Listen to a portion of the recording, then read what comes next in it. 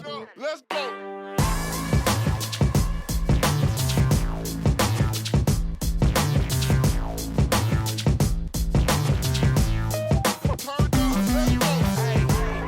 Já, komið sæl og velkomin í taktíkina. Við erum standandi, við gerum það aldrei, en það er að því ég kom með einstaklega stóran gest til minn í settið. Hann var að keppa á sterkasti maður heims á þessu ári. Velkomin Sigfús Fossdal. Takk hérlega. Við byrjum bara aðeins að fara yfir þetta mót sem þú kepptir á. Þú kepptir í fyrsta skipti á sterkasti maður heims. Gekk nú samt ekkert allt og nógu vel, en þetta var líka bara fyrsta mótið. Já, þetta var fyrsta skiptið og ekki seinasta.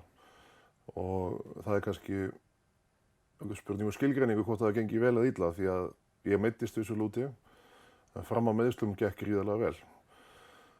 Ég meiðist í fyrstu grein og við erum að taka þar trukkadrátt með tveimur monster trucks, eins og þeir kallaða, sem var alltaf geggjuð upplifun. Þetta er svalasta sem ég hef dreigið. Og ég reif hásina þegar ég átti eftir rétt rúman meter. Búinn að liggja í vídeónum eins og maður gerir þegar eitthvað skemmtilegt skeður og ég var 46 sekúndur þangað sem að ég meiðist og miðað við að það voru 2 með 50 kom eitthvað sekúndur í mínum riðli, þá hefði ég öllum líkindum unnið minn riðil í fyrstu grein. Það er ekki slæmt gengi út af fyrir sig, þó að það séu engin stig fyrir hvað hefði gerst. Þannig að mér tókst að halda haus í gegnum þessi meiðsl og taka þess að jafnaðargeði og lifa þetta af andlega, en ég er búinn að vinna vel í þessu og ég er að verða góður aftur og ég veit ekki hvort að ég kemst inn strax á næsta ári, en ég ætla aftur, ég er ekki búinn. Akkurat, stefna var einmitt að fara aftur líka, því að fyrsta skiptið er alltaf þá maður svona að fóta sig svolítið í þessu og bara taka þetta inn og upplifa þetta allt saman. Já, það er mikill lærdómur í þessu. Það er mjög mikil skipulögð vinna fyrstu dagana þegar kemur. Það eru sjónvarpsviðtöl og það eru viðtöl fyrir upplýsingar og það eru myndatökur og það er skoða búnað og að fara í gegnum þetta allt saman er mikið verkfæri og mjög gaman að vera búinn að læra það, minnst að vita hverju maður á von á. Mér fannst ég bara eiga heima þetta. Ég lendi á flugvellinum og kynnist þar Suður-Afríku búa að nafni Gerhard, maður sem á nokkur ljón og 50 úlfa til dæmis. Yndislegur maður, alveg hreint. Og ég hef aldrei hitt hann áður og þetta er strax, við erum einn stór fjölskylda í þessu sporti. Menn er ekki alltaf sammála á annað, en þessi félagskapur og þetta svona komadri er alveg magnað í sportinu og mér leið eins og ég var á heimavelli. Þannig að þetta var lærdómsrík ferð og ég verð betri þegar ég fer aftur. Ég ætla í úrslit næst þegar ég væri tækifæri. Það er rétt. Svo við tökum það nú bara strax og við séum ekkert að rugla áhorfendum með því að það er munur á kraftlyftingum og aflraunum hins vegar. Ef við förum svona í stuttum atriðum yfir það, hvað eru aflraunir? Aflraunir eru það sem að þú sér þegar þú horfir á Vesturvíkinginn og sterkasta mann heims. Þar ertu að lyfta steinum, draga bíla, kasta hlutum og margt í þeim dúr. Einhverjar greinar við notum réttstöðulyftu eins og er í kraftlyftingunum. Einstaka sinnum notum við hnébeygju eins og er í kraftlyftingunum. Nær aldrei notum við neitt sem tilheyrir backpressun hlutanum á kraftlyftingunum. En við erum hins vegar pressum meira frá yfir fyrir höfuð. Við erum með drumba og við erum með öxla og við erum með sirkushandl og þessi ofvöxnu stóru eins og voru í sirkushólum í gamla daga og örugglega þá einhvers staðar. Þannig að við erum talsvert óhefðbundnari í aðförum. Við erum ekki vissir hvaða greinar eru áður en við mætum, áður en við mætum oftast, en ekki með löngum fyrirvara endilega. Við fáum einhverja vikur, jafnvel mánuði til að aðlagast hvaða greinar eru hverju sinni. Þannig að þetta er svona, kraftlyftingarnar eru mitt gamla sport og ég heiti nærri 2 áratugum í þær. En aflraunirnar kalla á meiri breidd í getu. Já, það er alveg ákveðin skyldleiki þarna inn á milli, einhvern tímann lýstur þessu sem sirkus, sem er svolítið góð líking á þessu og þú eins og segir ég veit ég er að fara að taka réttstöðulega æfingu, ég veit hún er ekki endilega með stöng eins og ef ég var að fara að keppa í kraftlyftingum heldur einhverju allt öðru hreinlega. Nákvæmlega, sirkuslýsingin er og líka því að til dæmis sterkasti maður heims ekki sýnt live. Við megum í raun og veru ekki gefa upp upplýsingar fyrir búið að sýna það í sjónvarpi. Þetta er svolítið gamaldags nálgun en það er sjónvarpsstöð sem á og rekur mótið. þess vegna þetta ennþá svona. Þannig að sirkus orð sem ég nota oft til þess að fólk átti sig á ástandinu. Og líka qualifying, að komast, fá keppnisrétt á þessum mótum ekki alveg ferkantað ferli oft. Það eru wildcard og svona inn á suma af þessum mótum, þannig að þegar menn að tuði við þá fer maður alltaf aftur í þetta sjó, þetta þarf að selja. Og einmitt með réttstöðulyftinu eins og þú segir, sko, til dæmis á þessu móti þá voru þið strákarnir að taka buggy-bíla á grind sem var búið að modda framan á sko, stöng. Já. Og það talsvert öðruvísi ferli heldur en stöng með lóðum sem að þú getur dottið fram fyrir og aftur fyrir því. Þessi stöng með buggy-bíluna fer bara upp og annað í þeim dúr, sko. Þannig að þetta vissulega sko útfæslur af þessu öllu saman. Og þessu útfærslu það sem mann eftir það sem verið að taka sko réttstöðulyftu og endurtekningu og það verið að bæta þyngd ofan á meðan og það eru alls konar útfærslur í þessu öllu saman. Það eru næstu því endalausar.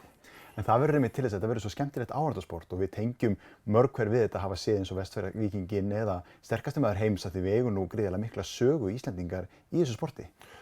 Já, og reyndar kraftlýtingunum sæmilega líka með að við höfðatölu, ef ég á að leyfa mér að segja það, sem ég ekki hrifinn á höfðatölu, mér finnst svona alltaf aumingjörleg nálgun á að geta eitthvað, því við eigum bara að vera góð í því sem við gerum, óháð því hversu fá við erum. En ég meina Íslendingar eiga 9 sterkasta mann heimstitla. Fyrir utan sko, guð minn góður, 15 til 20 annað og þriðjusæti, ég man ekki nákvæmlega töluna. Við erum næst stigahæsta þjóð frá upphafi á sterkasta manni heims. Bara Bandaríkin eru fyrir ofan okkur og þeir voru einir eiginlega að halda mótið í 3-4 ár áður en aðra þjóðir komust að.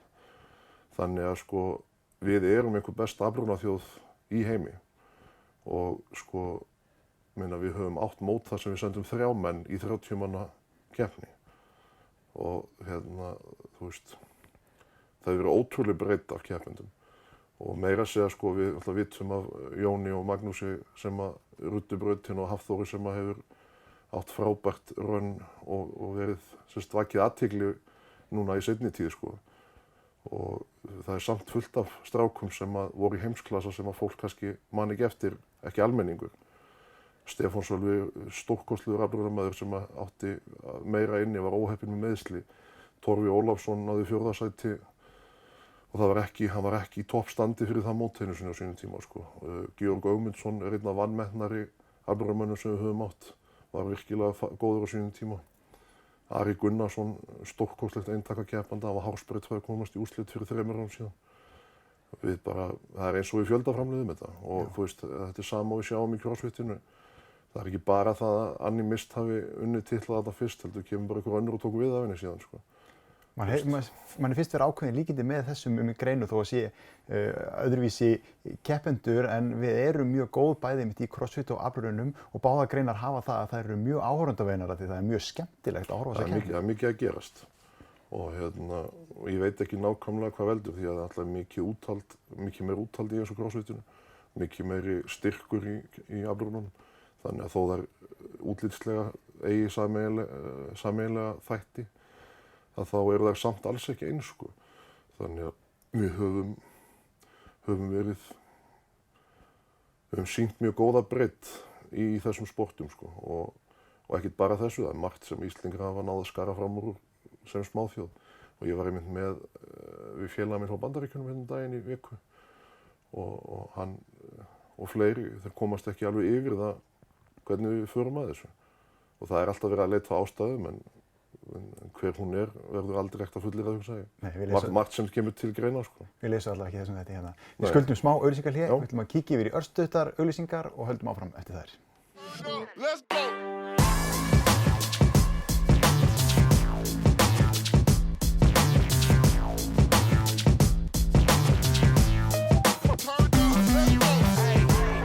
Já, við höldum áfram hérna í taktíkinni.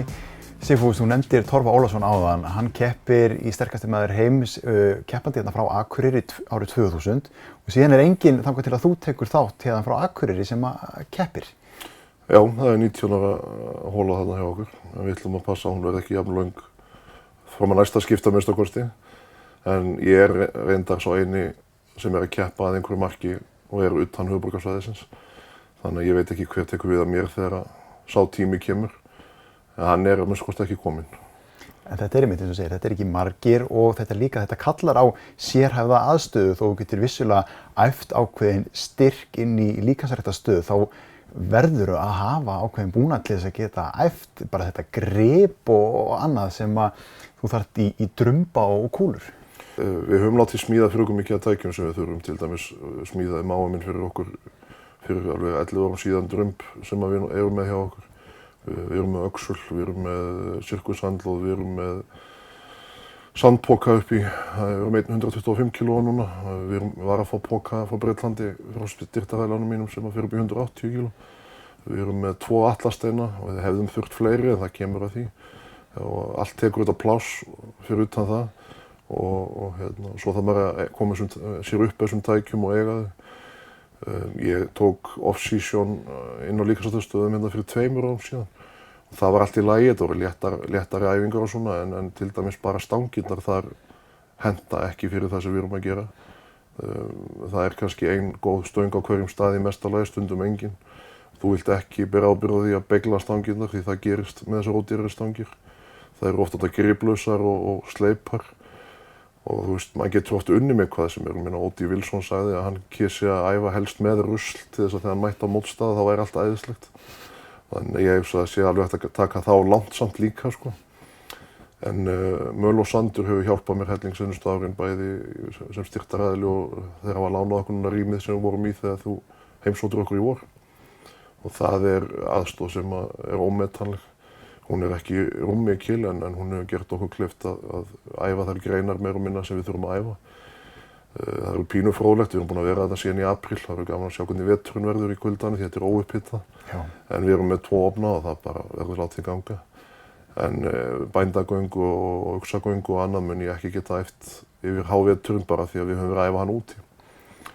En það eitthvað sem maður vinnur bara í kringum og æfir þegar maður fer í heimsókn suður eða þegar að vera til þess. Maður einmitt hugsaði með fyrst þú nefnir þessa aðstöðu sem þú ert með, hún ekki stór, það ekki gluggar og hún svona, ég hugsaði einmitt, það þarf dálítið mikla þrautseigju og dálítið mikinn áhuga og ástríðu fyrir sinn íþrótt til þess að geta mætt þarna og æft alla daga. Það líka svolítið persónuminu, sko, því að eina sem að ég þyrfti þannig viðbót til þess að vera þarna sem eftir það klóstastaða. Ég býnir í Djarnalundi þannig að stutt að skjótast ef ég þarf, en mér líður vel þarna. Þetta allt sem ég þarf. Jú, gluggi var ágætur, en hann ekki nauðsynlegur. Ég meina, horfðu bara á gömlu vaxtaræktina sem var aðal líkamsræktaraðstaða Akureyringa í áratugi. Hún var gluggalaus. Ég kunni virkilega vel við hana. Það var helst þegar mikið að gera að þeir loftlaustar. En við erum alltaf með 5 metra lofthæð eitthvað sem við erum, þannig að þó við séum 4 þá þyngist loftið í restina en að öðru leyti hentar þetta vel. Mér alltaf liðið vel í hráum aðstæðum aðstöðu þar sem allt sem þú þarft og ekkert meira. Það pirrar mig þegar ég nota líkamsræktaraðstöðu svona almenna og ég sé að það búið að eyða peningum of miklum peningum í útlit. Af því það alltaf kúnninn sem borgar fyrir það þó að það sé og auka málverk upp á vegg, bara einfalt dæmi sem að ég svo sem man ekki hvort ég hef séð skilur en ef það eyðir peningum í það þá það kúnninn sem borgar það. Já. Og þetta nógu dýrt fyrir og við erum að reyna að hvetja fólk til að gera þetta. Og sumu líður betur þegar þetta fancy og það bara allt í lagi. En fyrir mig, þegar ég sé þetta, þá fer þetta alltaf pínu í mig því það verið hægt að kaupa dýrara tæki í þetta eða meira af þessu eða lækka verðið en þetta þarf að henta öllum og sumir vilja þetta og það bara fínt. En fyrir mig þetta ekki það sem ég myndi sækjast í. Sko. Nei, þú þarft bara þennan búnað sem þú þarft að geta stundum þitt sport en svo margt sem spilar inn í þetta því að það þessar aflraunastöðvar þarna fyrir sunnan en þú kýst að vera á Akureyri og það margir þættir sem spila inn í svoleiðis ákvörðun. Já, ég og strákarnir tuði mér einhvern einast skipt sem kem suður og ég á marga fína félaga fyrir sunnan og að mynda að þjálfa einn góðan strák sem að keppa með okkur og mér finnst rosalega gott að fara suður og æfa með þeim. Og þetta eru 2 fyrstaflokksstöðvar, bæði Powergymið hjá Hafþóri og Jakaból hjá Magga. Og ég reyni iðulega að fara í þær báðar ef ég næ 2 æfingum í einu. En sko, ég á 3 börn og ég ekki búinn með háskólann sem ég að vinna í og ég að klára BA-ritgerðina í vetur. Og ég vil ala börnin mín upp fyrir norðan frekar heldur fyrir sunnan. Og ég veit að sumir skilja það ekki og aðrir skilja það vel. En fyrir mig bara skiptir þetta meira máli heldur en allt annað. Og börnin mín og það umhverfi sem ég bý í skiptir mig meira máli heldur en akkurat þetta atriði þó að sportið sé búið að vera stærsti hluti af lífi mínu fyrir utan fjölskyldu í 22 ár. Ég meina, það eftir fermingu sem ég byrja að æfa og ég hef æft næstu því non-stop síðan. Þannig að ég veit ekki, þegar kemur að ég hætta þá ekki víst ég kunni það.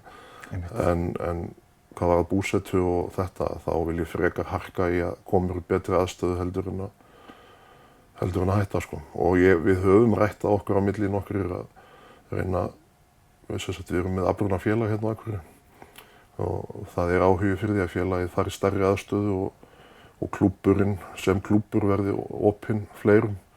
Eitthvað í líkingu við það sem gert með Þórs og Jakaból fyrir sunnan. Aðstæðan verði gerð þannig hún hendi fleirum en verði samt svolítið svona hrá og miðuð að þessum hópi. Það sem menn fá þá bara líkil þegar eru félagsmenn og eitthvað þeim dúr, en það ekki alveg komið að því. Við höfum ekki fundið húsnæði sem nógu ódýrt eða virkar, en það kemur kannski einn daginn. Við ætlum að taka smá pásu aftur hér og vinda okkur í örstuttar auglýsingar.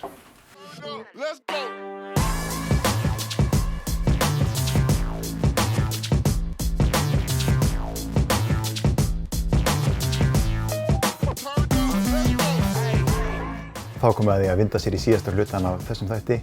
Sigfús, þú varst að tala um þetta aflraunafélag hérna fyrir auglýsingarnar og þar verið að reyna að stuðla að því að fá fleiri inn í þetta sport því að þetta það er ekkert mjög margir sem stunda þetta á Íslandi. Nei, það er ekki stór hópur. Það eru margir sem að æfa þetta og æfa í kringum þetta og ætla sér ekki endilega að keppa en eru samt í raun og veru að æfa það sem við erum að gera sko. Og það slíkir iðkendur líka alltaf velkomnir og sumir af þeim skipta sér skoðun og prófa að keppa og eru með mótin hérna heima. Það allt frá því að vera lítil lokal mót á bæjarhátíðum upp í sterkasti maður á Íslandi og stórmót þar sem allir þessi bestu eru að mæta. Hafþór hefur keppt að minnsta kosti einu svona ári hérna heima líka til dæmis sko. En aflraunafélagið hérna hefur haldið utan þessa hluti sem við höfum látið gera fyrir okkur og svona svona reglífin fyrir æfingaraðstöðun og annað þó það sé ekki endilega, við erum bara í lánshúsnæði og annað þannig að það er ekki mikil pappísvinn á bak við þetta félagi svo en fólk getur haft sambandið að vil prófa að koma og æfa og séð hvert það leiðir sko. Akkurat, því það eru mjög margir sem eiga líkamsræktarkort og að lyfta, við höfum mjög marga góða lyftara á Íslandi en það kannski vantar að einhverjir uppgötvi þetta sem möguleika, einhvern feril eða möguleika á að keppa í sínu sporti.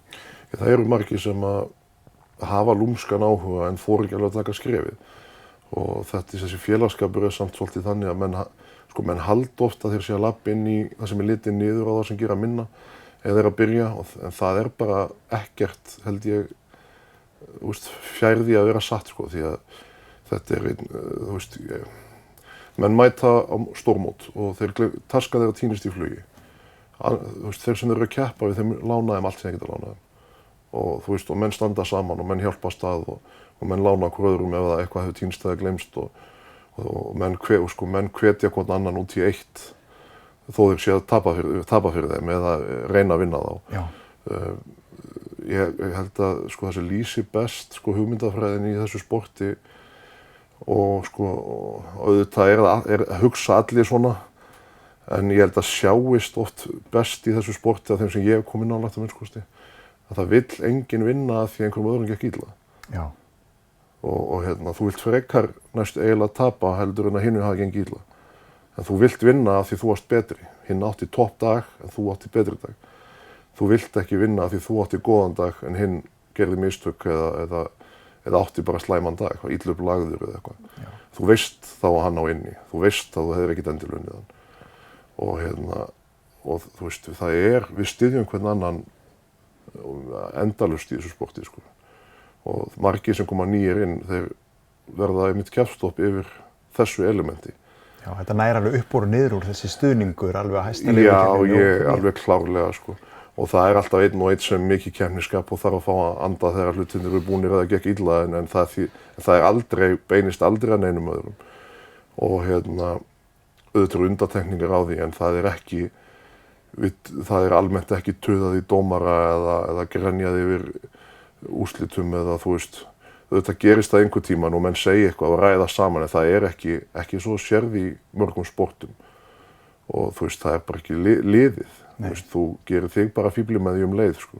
Sem ég reyndar upplifa síðan því að horfa á aðra íþróttir og menn er að tuða í dómarann. Þeir eru að gera lítið úr sjálfum sér sko. Það er mín upplifun þegar ég horfi á mikið af þessum sportum og menn er að kvarta og kveina sko. Og eins og nærtækasta dæmið, fótboltinn, hann má ekki breyta ákvörðun sinni, af hverju ertu að tuða? Ég veit það er hitt í þessu annað en það er líka, þú þarft alltaf að læra sjálfstjórn. Akkurat. En ég ætla samt ekki að dæma fótboltamenn fyrir það alls ekki því að ég veit að hittin er mikil og menn vilja standa sig og allt þetta sko. En það virðist ofta eins og þeir vinni gegn sér með því á endanum því að dómarinn fær nóg að þeim og dæmi síðan bara gegn þeim næst, þú veist, frekar á þess að ætla að gera það. En þetta er það sem ég elskaði þetta sport og meira sér kjálningun verða líka svona en mér finnst það ívið meira í afbrununum með eitthvað þér. Og það eru miklu möguleikar í afbrununum. Það eru þessi ferðalög, mót úti, sjónvarpsviðtöl, mögulega einhverjir styrktarsamningar og við sjáum náttúrulega eins og Hafþór, alls konar vöruþróun og brand sem hann er orðinn. Þeir hafa staðið sér gríðarlega vel með Hafþór og hans brand. Hann er með Fatalínu orðið og hann er með gimmið sitt og hann er búinn að vera að leika í bíómyndum og sjónvarpsþáttum og auðvitað hjálpaði það honum að koma að staði í Game of Thrones á sínum tíma. Og en ef þú spilar ekki rétt úr því þá skilar það engu sko. En það eru því miður ekki margir sem að ná að lifa þessu, ein og sér. Nei. En menn hafa verið að ná að vinna í kringum þetta með fjarþjálfunum og einkaþjálfunum og einhvern styrktarsamningum og svona sko. En það eru kannski 6 til 10 í heiminum sem að lifa af keppnin einn og sér sko. Já. En ég hugsa að það sé ekki mikið fleiri sko. Það er náttúrulega draumur að komast á þann stað að geta framfleytt sér af þessu þó maður er ekki ríkur af því. En eins og staðan er ennþá í dag, þrátt fyrir það að ég hafi komist til dæmis á sterkasta mann heims að þá kostar þetta sport mig umtalsvert mikið meira heldur en að ég hef út úr því. En ég hef verið heppinn með styrktaraðila hérna fyrir norðan. Það á við held ég okkur á landsbyggðinni að við eigum erfitt með að sækja styrki í suður í stærri fyrirtækin og annað. Þess vegna einhver einasta sameining fyrirtækja á landsbyggðinni við fyrirtækja fyrir sunnan eitthvað sem að ég finnst alltaf leiðilegt að sjá.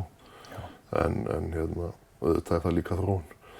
En ég hef verið heppinn með stuðningi hérna í heimabyggð og gríðarlega þakklátur fyrir hana.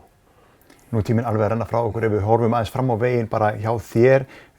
Næstu mót, næstu skref, sterkasti maður heims. Hvernig líta næstu skref út? Þau eru svolítið óljós. Ég er að keppa núna 2. nóvember og lít á það sem hálfgert kraftaverk að ég skuli ná að keppa á þessu ári eftir hásinarslit í sumar. Ég er með gott sjúkraþjálfara og teymi og sjúkrateymi kringum mig sem er búið að hjálpa mér gríðarlega mikið. Ég ætla að taka það mót og reyna að gera mitt besta á því. Ég lítur ágætlega út en út af meiðslum og ég meiddist aðeins í öxlinni í sumar líka hef ég ekki náð að æfa aukaæfingar jafnvel. Það gæti kostað mig 10% ofanaf í báðum lyftum, þetta er þess að drumba og réttulyftumót sem að Þórs Power Gym er að halda. Svo er það bara næsta sumar. Það er eitt mót þarna í mildtíðinni sem ég hefði áhuga að komast inn á sem er þess að drumbalyftumót í Bretlandi sem er boðsmót og mjög stórt og flott. Það er inn á sterkasta mann Evrópu. Invite fyrir sterkasta mann heims á næsta ári lítur ekkert brjálæðislega vel út en ég á eftir að íta allt sem ég get íta á. En ég ætla í það stefni svo að taka sumar hérna heima og qualifya bara fyrir sterkasta mann heims 2021. Það er svona plönin en þetta er allt mjög óljóst ennþá. Það er bara ég skila minni vinnu og svo kemur þetta í ljós. Hvernig er það? Maður hefur ekkert mörg ár sem keppandi í sportinu. Hvað geturðu dregið það lengi að vera keppandi og hvað tekur svo við? Er það þjálfun? Ég keppti við Mark Felix sterkasta mann heims. Hann var ekki í sama flokk hérna í sömu grúppu og ég reyndar. Mark Felix er 52 ára. Þannig að það er erfitt að segja hvað er mikið eftir sko. En með svo lengi sem ég er heill og hef gaman að þessu þá held ég áfram. Þjálfun eitthvað ég lærður einkaþjálfari og hef verið að þjálfa en hvort að það verði mitt aðalstarfsvið ég ekkert viss um. Ég að læra klára BA í sálfræði í vetur og ætla að sjá til hvað ég gerir framhald af því. Mögulega taka kennararéttindi eða þá að fara suður að læra klíníska sálfræði sko. Þannig að það bara eitthvað sem framtíðin ber með sér og kemur í ljós. Sigfús, takk kærlega fyrir komuna í settið og gangið sem allra best og við viljum sjá þig aftur á sterkistumar heims. Takk. Og takk áhorfendur fyrir áhorfið. Ég vil minna á hérna í lokin að þessi þáttur og eins og allir aðrir þættir eru líka aðgengir í podcastið, þannig að það er hægt að horfa á okkur og hlusta hvar og hvenær sem er. Við sjáum svo í næstu viku.